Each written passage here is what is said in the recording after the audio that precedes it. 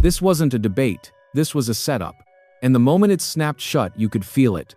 Bill Maher didn't just challenge Adam Schiff, he walked him straight into a trap on live TV. No warning, no build-up. One question, one confident answer, and then boom, everything flipped. Because what looked like a routine political exchange turned into a brutal exposure in seconds. And once it happened, there was no walking it back. And real quick, if you enjoy breakdowns like this, hit subscribe and help us reach our first 1,000 subscribers. Let's be real, this clash was always coming. Bill Maher and Adam Schiff don't sit on the same side of anything. Maher thrives on pressure. He pushes, he pokes, he doesn't let things slide. Schiff? He's used to controlled environments. Friendly interviews. Safe framing. So when these two share the same stage, it's never smooth. It's sharp, it's tense, and someone usually slips. But this time was different. Because Maher didn't just show up to argue. He came prepared to expose. Here's where it all starts to fall apart. Maher reads out a statement about Libya. Calm, neutral, nothing crazy. Then he asks a simple question. Is that too vague? Schiff doesn't hesitate. Yeah, it's vague. Confident, immediate, no doubt. And that's the moment he loses. Because what Schiff thinks he's criticizing isn't what he thinks it is. Maher pauses, then drops it. Those words? They weren't from Trump. They were from Barack Obama. And just like that, the entire argument collapses. No spin, no escape. Because now it's not about policy anymore. It's about a double standard sitting right there in the open. Watch closely, this is where everything changes. The confidence, gone. The rhythm, broken. Adam Schiff doesn't explode, he freezes. And honestly, that's worse. Because you can see it hit him in real time. That moment where the brain tries to catch up. Where the answer you just gave starts working against you. And there's no clean way out. Maher sees it too. And instead of backing off, he leans in. That's the difference. One side is reacting. The other is controlling the entire moment. And from here on out, the pressure only gets worse. And just when you think that moment was the peak, Maher pivots. Hard. He moves straight into California, and this is where it stops being a gotcha and turns into something bigger.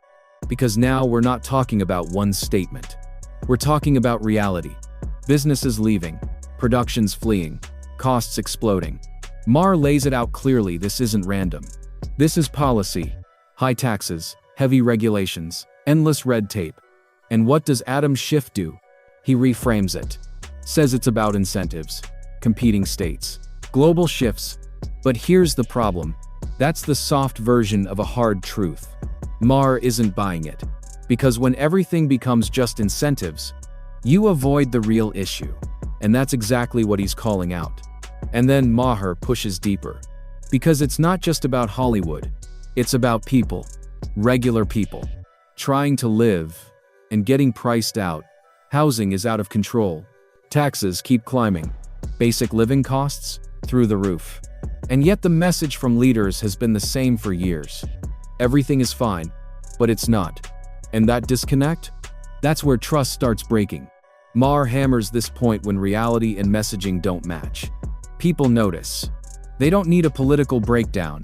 They feel it every single day. And now the pressure isn't just on policy. It's on credibility. Then Maher shifts again. New topic. Same pressure. Education. And this one hits differently. Because now it's not about taxes or business. It's about kids. He brings up the push to integrate phones and constant internet into classrooms. Sold as progress. Sold as modernization. But what actually happened? Distraction. Short attention spans. Classrooms turning into scrolling zones. And Maher drops the question. Simple on the surface, but loaded underneath. Should the US follow the UK and restrict social media for kids? Sounds straightforward, but it forces accountability. Because now you're not debating theory. You're answering for outcomes. And you can feel it again. Adam Schiff getting uncomfortable. This is where the pattern becomes impossible to ignore. Maher keeps his questions simple, clear, direct, no fluff. And somehow, they don't get clear answers. Why? Because simple questions are dangerous. They don't give you room to hide. So, what happens? Deflection, longer answers, broader points, safe talking lines. But here's the issue. The more you dodge, the more obvious it becomes. Maher doesn't interrupt. He doesn't rush. He just keeps applying pressure. Again and again. And every time the answer misses the point, it builds tension. Because now the audience sees it too. This isn't just disagreement anymore. It's avoidance. And once that pattern is exposed, it's very hard to recover from it. Now, here's where the tone shifts again. Because this isn't just about policy anymore. It's about perception. Before all of this, Schiff sounded confident, certain about where things were heading, like the outcome was already decided. But Bill Maher doesn't let that slide. He leans in and starts poking at that confidence. Because from his perspective, something isn't lining up. Voters aren't as convinced as politicians think they are. There's frustration building, fatigue. People tired of extremes, tired of talking points, tired of being told everything is fine when it clearly isn't. And here's the uncomfortable truth Maher is pushing. You can ignore that frustration, but you will pay for it. Because voters don't argue back on TV. They answer at the ballot box. And suddenly that confidence, it doesn't look so solid anymore. And then Maher goes straight at something most politicians avoid completely: the media bubble. He brings up the obvious question. Why stay in the same safe spaces? Friendly interviews, predictable questions, minimal pushback. Why not step outside of that? Why not go somewhere like Fox News and defend your ideas there? You can see the hesitation instantly, because that's a different game. That's not controlled. That's not comfortable. And Maher's point is simple: if your ideas are strong, they should hold up anywhere. Not just in rooms that already agree with you. But here's where it gets awkward.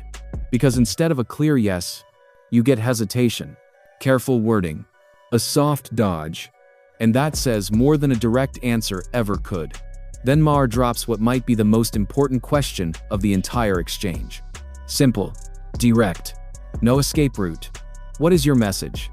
Not what you're against. Not who you don't like. What are you actually offering? Because, for years, so much of the conversation has revolved around one thing: opposition, criticism, reaction. But here's the problem. That's not a platform. At some point, voters want to hear something real. A direction, a plan, something concrete. And when that question comes, Schiff doesn't land it cleanly. The answer drifts, circles, never quite hits the core. And that moment, that's bigger than it looks, because it exposes a gap. And once people see that gap, they start questioning everything else. And just when it feels like the pressure couldn't get higher, Maher pushes one more angle. Strategy. Specifically, the move towards socialist language. Labels. Messaging. He's not confused, he's questioning the logic. Why lean into something that scares moderates? Why use a word that instantly triggers pushback from independents and swing voters? This isn't just about ideology. It's about consequences. Because words matter. Messaging matters. And history shows certain labels don't bring people in. They push them away. Maher isn't saying every policy is wrong. He's saying think about how it lands. Think about the real-world reaction. And here's where it stings. Because there's no strong counter. No clear justification. Just more careful navigation. And now the pattern is undeniable. Dodge. Reframe. Avoid. And every time it happens, the argument gets weaker. The pressure gets stronger. And the collapse gets closer. At this point, it's not about one bad answer. It's a pattern. And Bill Maher makes that crystal clear. Every topic, same cycle. A question gets asked. A clean answer never comes. Instead, it's reframed, softened, stretched out. And the more it happens, the more obvious it becomes. This isn't confidence. It's avoidance. Maher keeps pulling on that thread. The Libya moment. The California reality. The education mess. The missing message. The risky strategy. Individually, they're moments. Together, they tell a story of contradictions, of double standards, of arguments that sound strong in a studio but fall apart under pressure. And here's the uncomfortable truth sitting underneath all of it. when you rely on safe talking points instead of clear answers. You don't just lose the argument, you lose trust. So, what just happened here? This wasn't just a tense interview. This wasn't just a political disagreement. This was exposure. Bill Maher didn't overpower with volume. He exposed with precision. And Adam Schiff didn't collapse because of one mistake. He unraveled because the answers never matched the pressure. That's the bigger problem. Not policy, not ideology. Clarity. Because when voters feel like they're not getting straight answers, they don't lean in. They check out. And when that happens, you don't just lose debates. You lose the middle. And once the middle is gone, everything changes. If you made it this far, you already see what most people miss. This wasn't just a moment. It was a warning. And we break these moments down every single time they happen. So, if you want more sharp, unfiltered breakdowns like this, hit subscribe right now. Because the next one might be even bigger.